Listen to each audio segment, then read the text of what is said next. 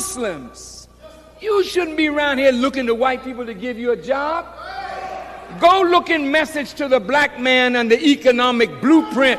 And if there are 4 of you, 6 of you, 8 of you together, pool your resources, go into business and set up business all over the south and west side of Chicago. But if you poor and we poor, hell man, we can't be around here poor. I want to see rich Muslims. And if you obey Allah, there's no reason why you can't make a business successful. You just have to get up and stop being lazy and trifling and go do something for yourself.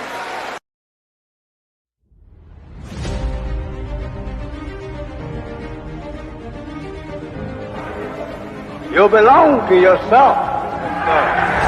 You're an independent people, created from the nation of free people. Yes, sir. You don't need to go nowhere but to yourself.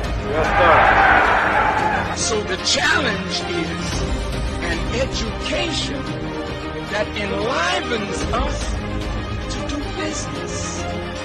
Business is the activity of life itself. Every creature is born with the inherent ability to attract out of this material earth what it needs to perpetuate its species.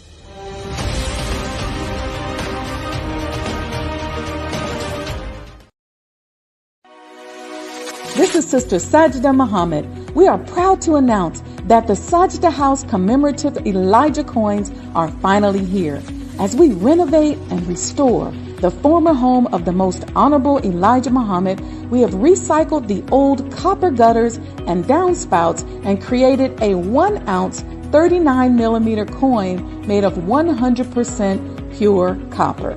Each coin is professionally graded and has its own barcode and registration number. This priceless heirloom, made from recycled copper from the messenger's home, is now available at sajdahhouse.com.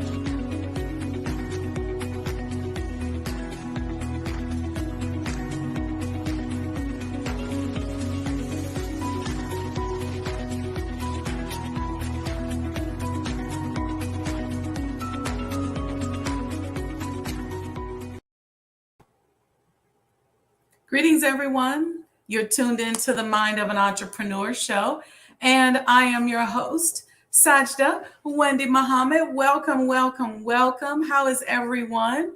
Walaikum salam, Sister Faith. I see you. Walaikum salam, Sister Felicia.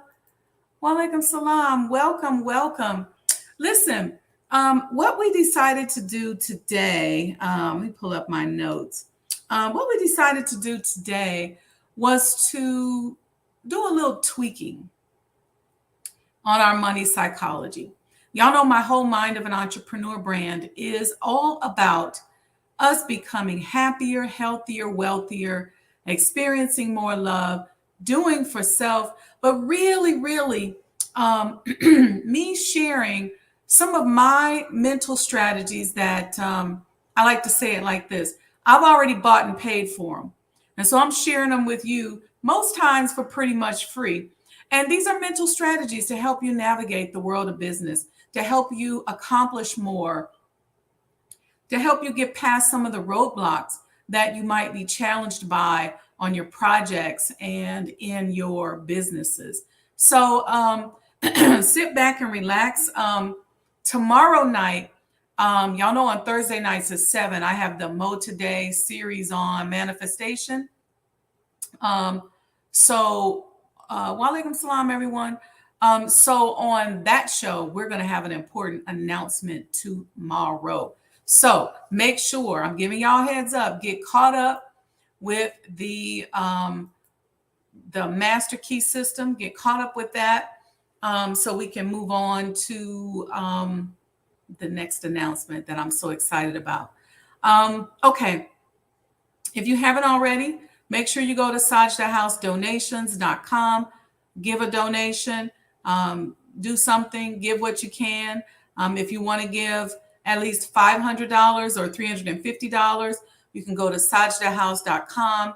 We have our pendants like this one that are going for $350, and then the graded coins, which I did not bring one here with my desk today, but those are going for $500. Less than that, go to sajdahhousedonations.com. More than that, go to sajdahhousedonations.com and support the renovation and restoration of the former home of the Most Honorable Elijah Muhammad. As you guys know, I'm one of the founding members of the Coalition of Black House Museums, and this new space of urban historic preservation has really been interesting, right? And so today at 2 p.m., we're going to have a street naming ceremony for the Mojo Museum and the Muddy Water House at 4339 South Lake Park. That's today at 2 p.m. We're going to be doing that and celebrating that they're going to be naming that street after the great Muddy Waters. And if y'all don't know who Muddy Waters is, then just go to YouTube and Google and you'll find out. I don't have a lot to say, but I have something to say. I was on a plane this morning and I started to think about all the advertising that is competing for our money. And I was reading and studying, I think you guys have heard me say this on the manifestation class, that money becomes fertile when it's shared. Somebody put that in the chat for me. Money becomes fertile when it is shared. Until you share the money, it's not fertile. Nothing grows from it.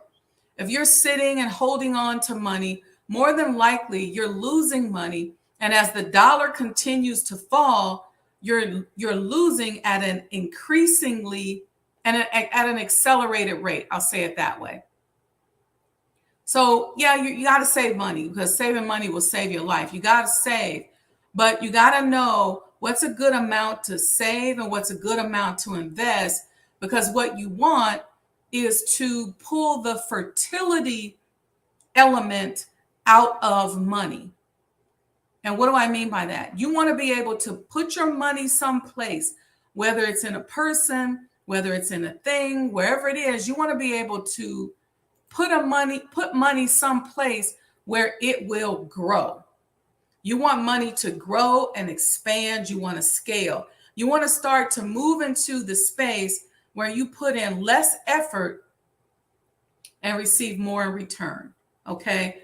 As former colonized people, and I didn't say enslaved, because in slavery we were working for free. When we moved into this whole new era of colonization, what we're doing is we're exchanging dollars for time. And so some of us, we reach a point at the height, oftentimes in our corporate careers, where we are expending so many hours, 14, 16 hours a day, at the expense of our physical health, our mental health. And sometimes it's necessary because you want to push to a certain level, but you got to know when to dip out.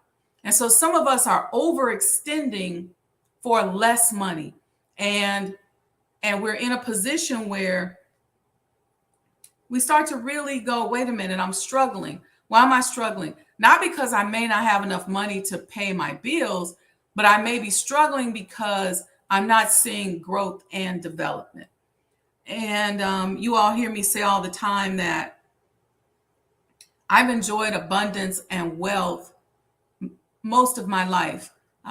Even when I was in trouble and I didn't have a place to live, I was wealthy because ideas and thoughts are always coming to my mind. Things are always bubbling up, new ways to make money, new ways to stimulate myself, new ways to expand and to grow, because my focus is on the fertility of abundance and not just having and holding. Same way with love, right? A lot of us are into the possessive nature of love. It's all about, I own you, you're mine, and as long as you stimulate me and as long as you do what I tell you to do and what fits within my rules, then I'm going to continue to love you. I like to think of love as a more fertile verb, where because you love me and because I love you, there's benefit in that. And in turn, it can create an energy space that will allow you to move more towards your full and authentic expression of yourself. Moving towards freedom, moving towards justice, moving towards having some equality in your life. So I think of it from a fertile standpoint. So, so what I wanted to touch on was how money becomes fertile when it's shared, and how, because we are in a rat race or on a hamster wheel that does not allow us to share our money with intention, we tend to be stuck at certain income levels or stuck at certain productivity levels. And here's what I mean by that. Money becomes fertile when it's shared. I can prove that, because if that were not true, then people wouldn't be spending so much money and so much time trying to get your money. Do you know that it's unfortunate, but the number of, I'm going to say it this way, the amount of stimuli that you receive throughout the day, whether it be on social media or on television, on radio, through people you see, through visual ads, is all about trying to take your money so that it can become fertile in somebody else's pocket. See, when you get your money from your job, you get your paycheck, your customers pay you, that money gets deposited in your account, and there's a certain fertility that comes with that money. What does it allow you to do? Pay bills, have more choices, have more options, determine how you want to eat, where you want to educate your children, what health care you want. It becomes fertile. But here's what happens. Everything begins with thought.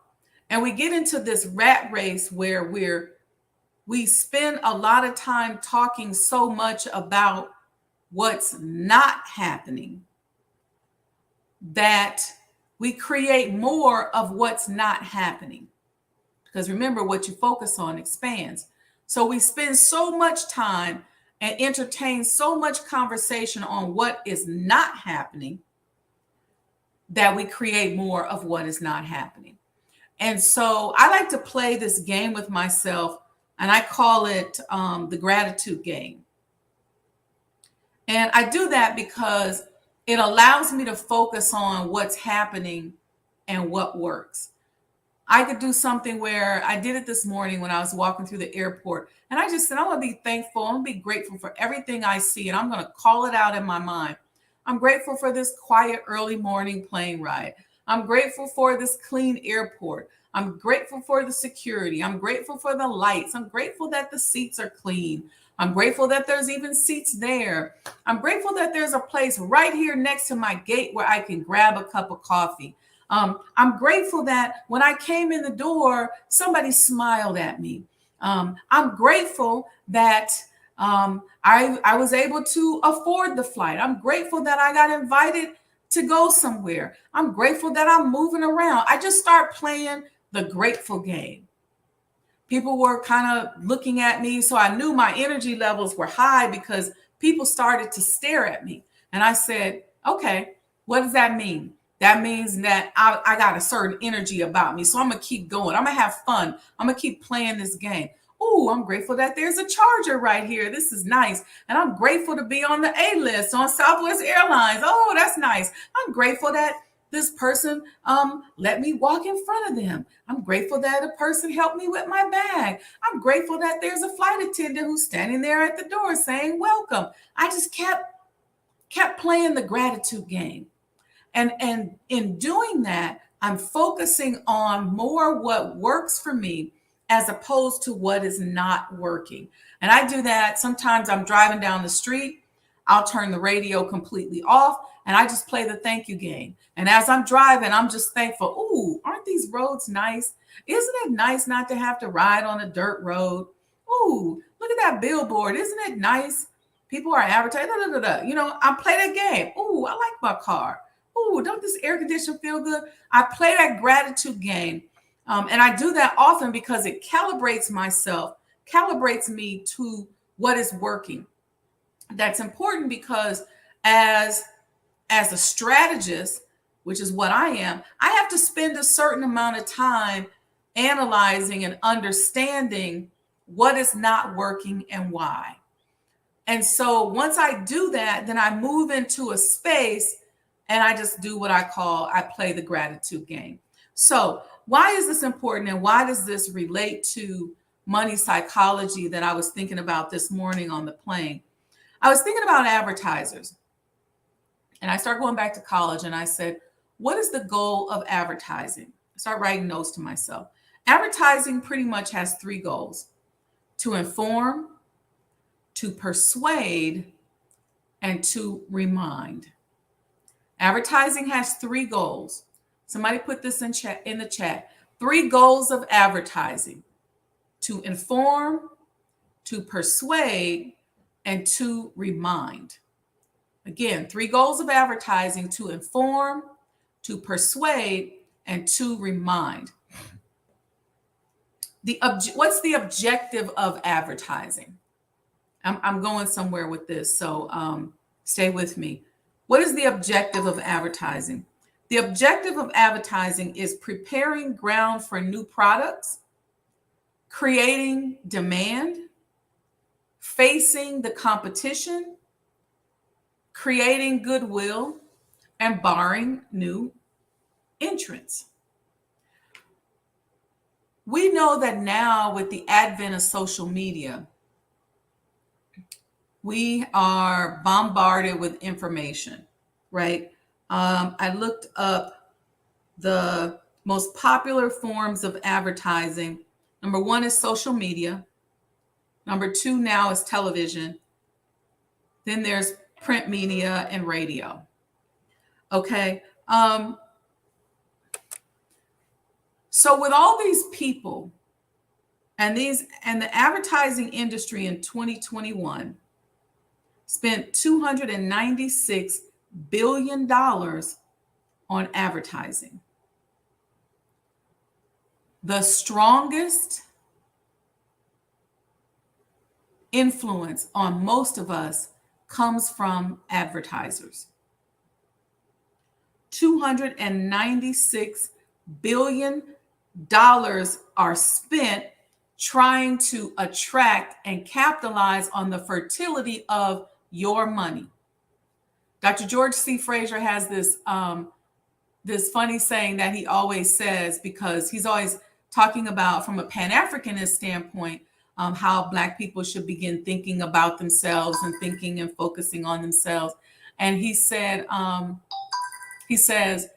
white people ain't thinking about you. They worried about their family, their wealth, their children, and your pockets. See, because it's what's coming out of your pockets that's going into their or anybody's bank account that will become fertile and help them to move their life to those next levels. So if somebody's companies are crafting messages to the tune of almost $300 billion, what do you think that's doing to your mindset when it comes to money? You see, on a social level and on a vibrational level, I'll say it this way. You know that you feel the pressure of the demand on your money. You feel the pressure of that. And so the tendency is to think more about the pressure and more about how much more money you need, or more about how much money you don't have, because you can't satisfy the demand that is out here. I'm talking about beyond your bills.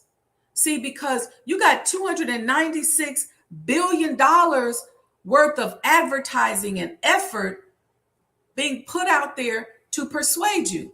Now, I'm not anti-advertising. I'm just pro-intentional thinking. Now, let's think about this. Okay, here are the largest advertisers. You have Amazon at $7 billion. Then you have Comcast, AT&T, Procter & Gamble, and then Walt Disney. This is interesting. I'm going somewhere with this. We talked about the most popular forms, but this is what's interesting. Most advertisers today use emotional marketing as a way to persuade you to give them your money so that they can capitalize off of the fertility of your money. They use emotions, which is why classes like this, why the manifestation class are so important, because you got all these people competing for your money, but yet you got to be focused on trying to expand your own fertility. And so you have to do it in a certain way, because you're not trying to come up with a scheme. You ain't trying to scam. You want to be conscious entrepreneurship, halal income. That's what you're looking at. That's what you want. But you first got to play the spiritual and mental warfare game better. You got to do a better job at playing the mental and spiritual game of warfare. And in helping you to do that, I want to explain a little bit about how marketing works from an emotional standpoint, marketing and advertising from an emotional standpoint. Used to be a difference between advertising and marketing. Now it's kind of all blended together. And I believe that advertising number, if you combine that with the number of dollars that people spend on marketing, it's probably over 300 billion. That's a lot, because what do we have? 330 million people in the US, and you got 300 billion on advertising. That's the things that you see. Then you have marketing, meaning which includes PR campaigns and marketing campaigns and branding, which is probably even more. It's a lot of money competing for our dollars, your dollars. And but you got to know how to fix your brain. What should you be focusing on? That gratitude game that I talked about is a very important game, because it's going to help you to get some relief from the pressure of the demand on your resources, pressure from the demand on what is not showing up in your life, because it's going to help you focus on what is showing up on your life. So that you begin to expand that. We're talking mental work here. See, before I move into any big project, before I get on the show with you guys, before I do anything, I play the gratitude game. Walk around my house, walk around the yard. I do it in the grocery store. Wherever I can, I'm playing that gratitude game, because I need to recalibrate myself on so that I match up vibrationally with what is working, as opposed to matching up vibrationally with what is not working and why. All right. Let me know in the chat if you're following me.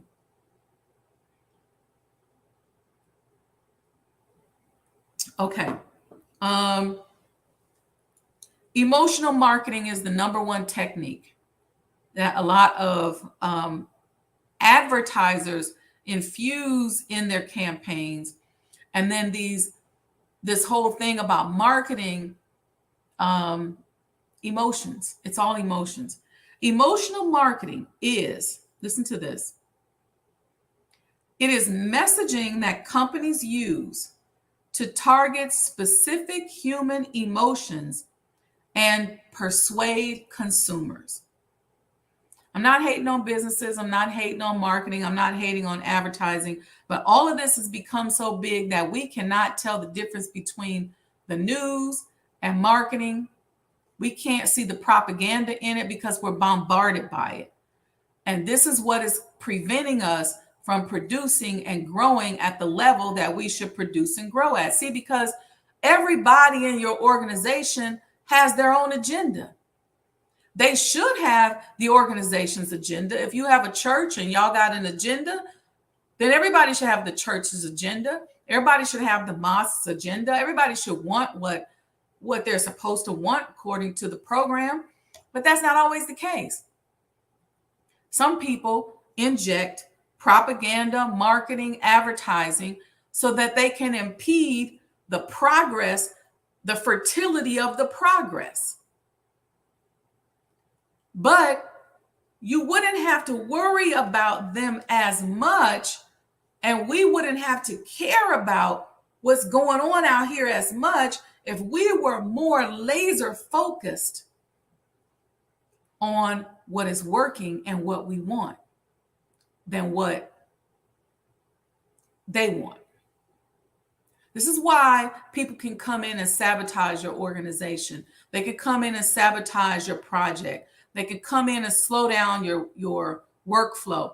Why? Because once they start creating disruption, you have an emotional response to it that you then begin to focus on. Sometimes you then even begin to change your policies and procedures.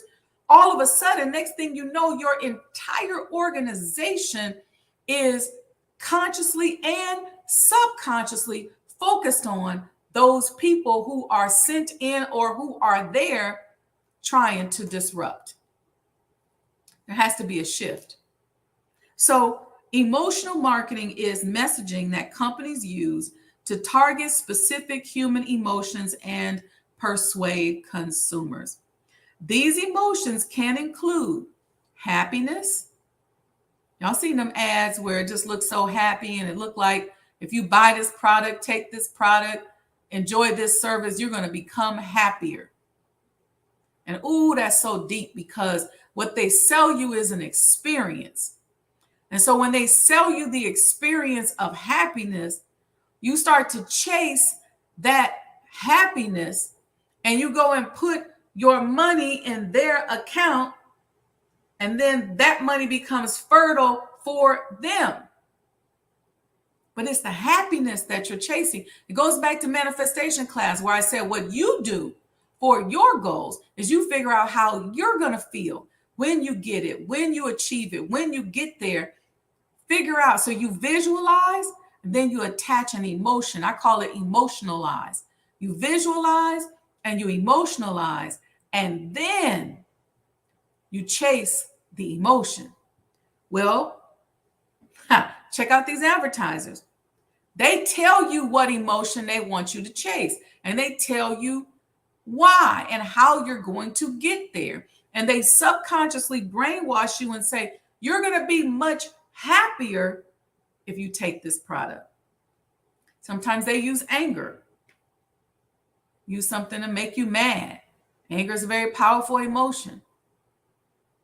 So because you're mad, you'll go buy the stuff. Or they use sadness. They often show a company's response to current events or relevant situations that appeal to those of us who feel the same. They use colors. Certain colors have emotions to them. They use music. Music, we know, invokes emotions. They use different imageries, the way people look and the way they stylize people. So then you attach an emotion to a visual, to a feeling, and now you're buying that product over and over and over again, or eating that food over and over and over again, because subconsciously you've been hypnotized and programmed to think that you're going to have the intended emotions that the advertisers told you were going to have if you consume that product. So with this type of manipulation going on, we have to be just as intentional when it comes to reprogramming and manipulating our own minds. So that's why I say that gratitude game. Let me tell you something. It works like a charm. Before you have a conversation, take a minute, play that gratitude game. Just point out what you're happy about. It could be random stuff. I'm glad this floor is stable. I like the wood on this table. I like the fact that I got this cell phone. I like the case on the cell phone. I like this keyboard I have. I like my mouse. Oh, I love this notebook. Thank you for this notebook. Play the gratitude game, because you'll recalibrate yourself away from what somebody else is telling you to want and focus on what it is that is already working for you and what it is that you want. If you have a project, run down the list of your goals, visualize, and then emotionalize. Again, it's this $300 billion worth of advertising and manipulation. It's $300 billion plus, because I'm not including public relations dollars and I'm not including marketing dollars. That's just advertising. This brainwashing is what is causing us to be stagnant. It's why when you go into, I like to watch, especially us as Black people, where we kind of all tend to wear the same thing. We kind of all tend to dress the same way. We kind of all tend to act the same way. Somebody was telling me they having problems on their job, hiring certain women to work together because all the women are starting to act like they need to be like catfighting in the office, because that's what they see on television. I see us wearing our hair the same. Don't think that that's by happenstance, because at the end of the day, y'all know you want to be unique, but yet you forego that emotion so that you can have what they've persuaded you that you can have, and you can have the emotional experience that they've persuaded you to have in order, if you purchase that particular product. Okay, so let me go into this. How does advertising affect our emotions?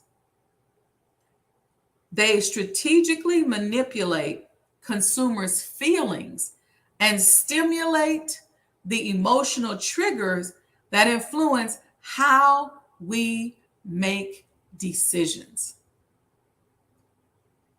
This tricknology is a beast, y'all. And if you're not up on this tricknology, you cannot manifest into a new world, and we won't see our freedom. If we can't be up on this tricknology, understand the mind of Yakub and the tricknology that is out here that is at an advanced level, and if we can't figure out what to nurse ourselves on so that we can create a certain vibratory response, we're not going to be able to be free, because that dominating mindset, that tricknology, is designed by predatory capitalists because they're preying on our emotions. They're not just saying, this is a cute, you got 2 ink pens. They're not saying this one's cute and this one's cute. They're putting emotions in it. This one will make you happier. This one will make you sexier. This one will make you write love letters. This one will help you make money. This one will make you rich. They're playing a head game. And it sounds so simple when you isolate it like this, but when you really think about it, it's the subconscious programming that's impacting us. So we want to open a business. You got to know this tricknology. You got to be able to recognize the tricknology. You got to be able to see the tricknology, and you got to be able to figure out what you need to do to hack your brain so that you're not submitting to the tricknology. I don't care how much coaching and counseling you do. If you don't learn how to think differently, it doesn't matter. It don't matter. You're just going to still be at that same level. So how does advertising affect our emotions? They strategically manipulate consumers' feelings and stimulate the emotional triggers. That's why we talk about on Thursday night, you got to know your triggers, so that some advertiser can't just trigger them and impact a decision you're about to make with your money, your life, your health. And these triggers, they say, influence how we make decisions. Now, what are the emotions that they trigger that most impact our behaviors? What do you see all on the news every day? It's fear. Fear is the number one emotion that the media uses, that advertisers use, that public relations people use, that the news uses? Fear. Because that is the number one emotion that is going to impact your decisions on a personal level. See, because fear will make you give up your freedom. Fear will make you give up your money. It could be as simple as the fear of missing out. If you think you're going to miss something, if you've been so addicted in your brain to the taste of that particular burger, and you think if you don't get that taste right now, you're going to be missing something, you will make a decision. You may give up your freedom. You may give up your health. You may give up your money from fear. That's the number one. And fear is everywhere. I tell people all the time, don't sit there and nurse on the news all day. Pick a specific time, look at the news, and get off of it. If you're a news person and you feel like you just got to see it. I know people who say, yeah, but I got to look at the local news, or I got to look at the international news, or I got to look at this news or that news. That's cool, but you got to be careful. You got to understand what you're doing with your mind and to your mind when you're subjecting yourself and feeding on that. These are just tools to help you to understand, really recognizing your trigger and help you to create strategies so that you can navigate around this stuff. I was in Target the other day, and when I went to the checkout, I had gotten one thing. I had to get a pack of batteries. And the cashier said, she was an older lady, she said, how in the world did you come in here and just get one thing? And I laughed. And in my mind, I was thinking about the process.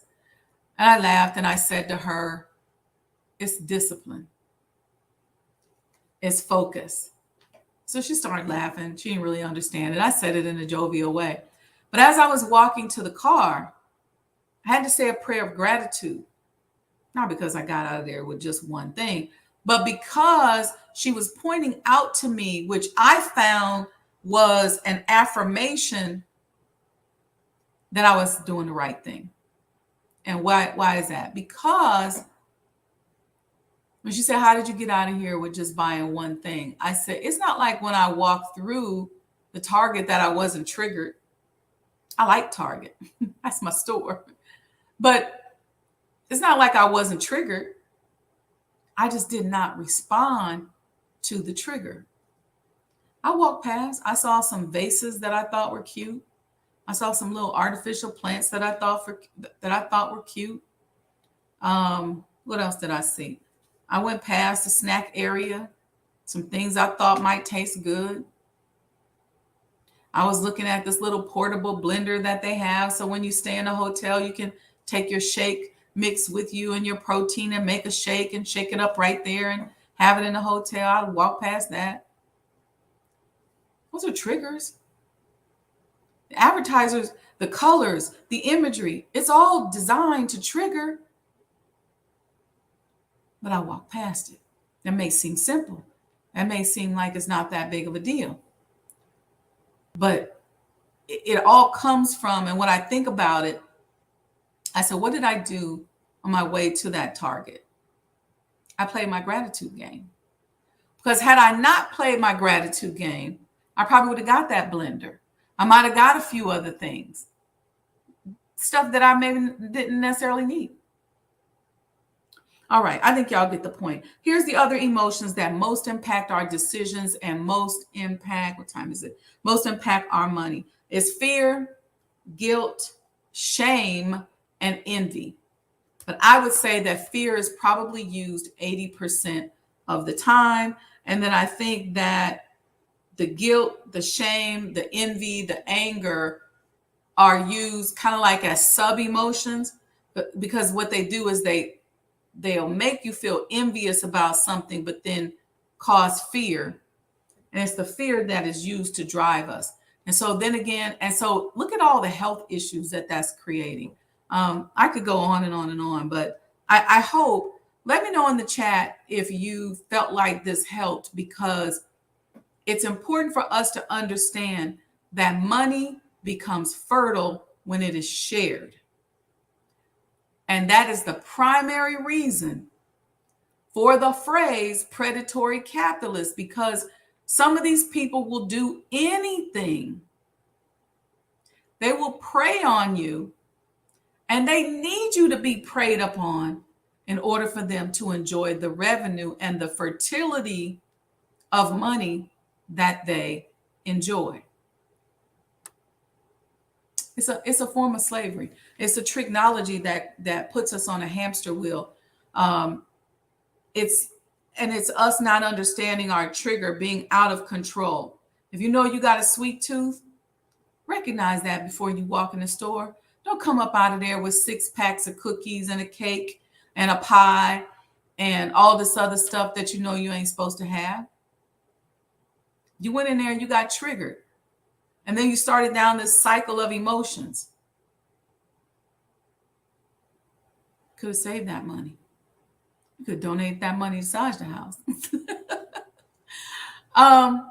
One other thing what was I going to tell y'all about? Okay, that's it on our tweaking of money psychology. A couple other announcements tomorrow night. Big announcement on the manifestation class. Put it on your calendar. Like and subscribe to this page so you get a notice. Put your alerts on my Instagram page. Make a comment on a few things. That way you get an alert when I post something. Y'all know this week is Prince's birthday week. We got the Prince experience in Chicago. And when I think about Prince, I think about conduct and a person who would conduct himself interpersonally between people at a high level.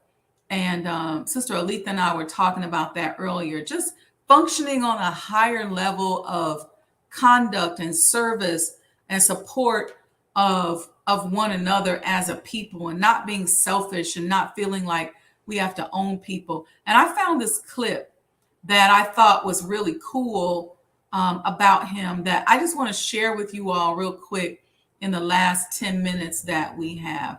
Check this out. Upon a time, I bought a house in Bel Air, like 18,000 square feet. I moved here to Utah, coming here for the season, and my realtor in LA kept hitting me up saying someone wants to rent your house. And I was like, no, I didn't even spend no time in my house. Well, he's willing to pay $95,000 a month. And I was like, oh. I didn't know who it was until he got out the car, and I was like, Prince, right? And she was like, yeah.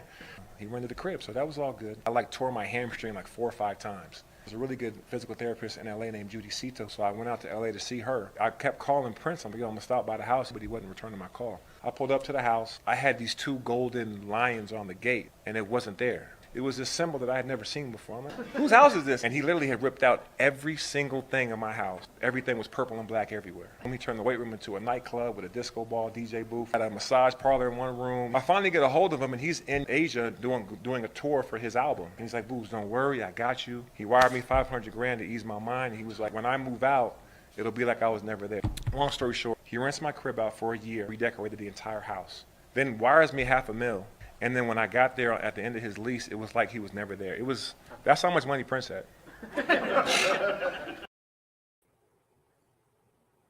Listen, more than just the money. More than just the money. How dope is that? That somebody lets you use their stuff and you personalize it when you get there, but you return it to them as if you never lived there at all. That's the kind of conduct and interpersonal way in which we're supposed to look out for one another. Interpersonal interactions, that's the phrase I was looking for. And I try my best to function at that level. If I know that somebody needs something or needs help, or if they just say they want it, if I can get it, just to surprise them, to ease a burden, to help them to relax, then I'll do it. I was in the salon the other day, and there was a woman there who was looking at her phone. And as she was looking at the text messages, she looked really sad. And she had been really quiet, and she looked really sad. And I was across from her She was on one side getting her hair done. I was on another side. And I said a silent prayer for her. First, I said to myself, what would I want someone to do for me if they noticed that about me? If somebody saw me sitting here and they saw me looking at my phone and I look really sad, what would I want? And I said, I would want them to pray for me. And I would want it to be such a sincere prayer that it literally lift the burden of sadness up off of me.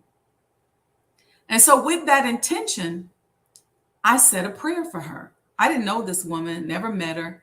I said a prayer for her.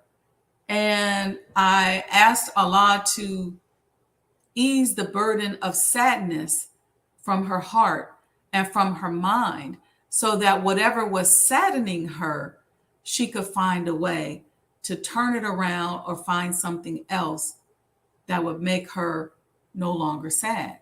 Something like that, I said. And probably within maybe 20 minutes, she went to the shampoo bowl and came back. It was like she was a new person. She looked over at me. She smiled. She asked me what my name was. We started talking. She talked about her children and her husband and her family. And we laughed and we joked. And the two stylists that were doing both of our hair, they joined in. And I stopped as she was talking and laughing and kind of telling a joke. I said, thank you, Allah, for answering my prayer for my sister, who I don't know. And something said, tell her, because I wasn't going to tell her. And so I told her, and she said, thank you. And I said, don't thank me. Thank God, because that's what I would want somebody to do for me. Say a prayer, say an intentional prayer for somebody today. Not a selfish prayer, but an intentional prayer to help relieve the burden of whatever they've got going on in their life. This is why I tell you all every class, my goal is to help you become happier, healthier, wealthier, and to experience more love. I don't want you to be impacted by being marginalized in this world or negatively impacted by the technology that's out there because you're just not aware of it. So, all right, y'all, with that, I hope you enjoyed this show today. Tune in tomorrow to the Mo Today series on manifestation. Tell a friend. If you're on here for your first time, Felicia Horn, why'd your name sound familiar? Felicia Horn, all praises due to Allah. Thank you, everyone. When Stanley said it's fake, it was beautiful. Sister Letha said beautiful.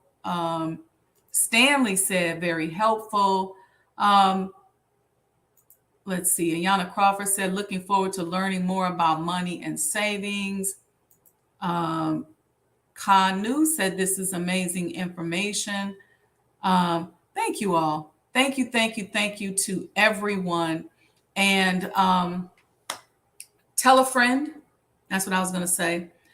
If you have a friend that could use this information, tell a friend, make sure they subscribe to the page. You can binge on past episodes of all my shows. The radio shows are on Spotify. The visual shows, most of them are on here on the Sajdah Wendy Muhammad YouTube page. Make sure you like and subscribe.